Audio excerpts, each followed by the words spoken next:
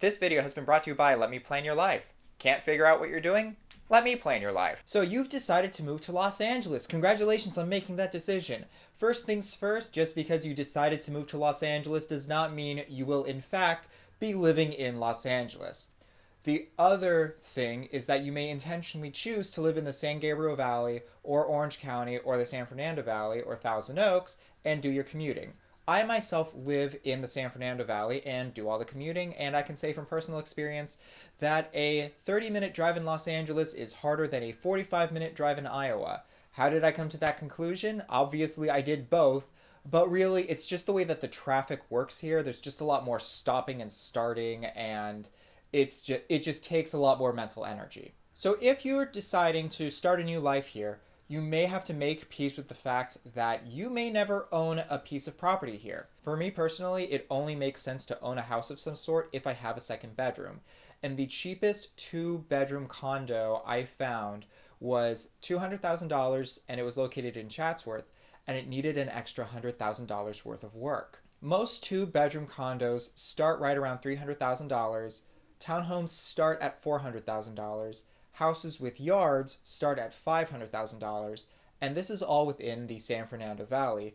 If you wanted to live in a different area, such as Beverly Hills, you would be paying a lot more. In fact, in Beverly Hills, I once saw a three-bedroom house for like $3 million. Now, upon hearing that, some of you may say, what about manufactured homes? What about tiny homes?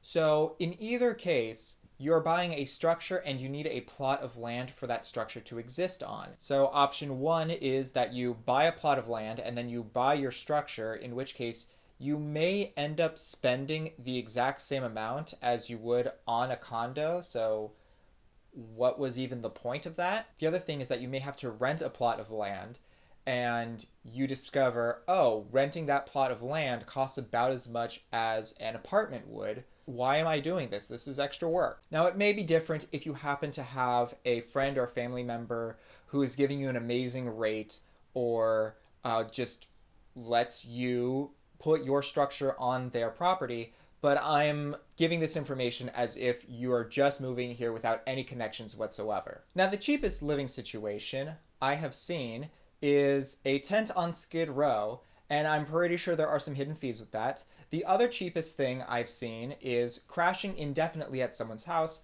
which probably is not an option forever for all of you. Okay, let's talk about renting. The good thing about renting is that there's a much lower barrier to entry, and as a renter, you would not be responsible for nearly as many things as someone who actually owns their home would be responsible for. Now, you may have seen some other videos on the same topic and you may be thinking that my prices are really low, and the reason they are so low is because I'm talking about starting points for less desirable but still totally fine areas of Los Angeles. If you're going to live in a very desirable neighborhood and if you're going to live in a luxury style apartment in that very desirable neighborhood, yeah, it's very easy to end up spending $2,000 a month on a studio, or I've even seen $3,000 a month on a studio. The cheapest rental I have ever seen was a dorm style unit where basically you pay $500 or $600 a month. $800 a month is where you start seeing single bedrooms for rent, and those single bedrooms are usually part of a larger house. $1,100 a month is where you start seeing studio apartments for rent. $1,200 to $1,400 is where you start seeing single bedroom apartments.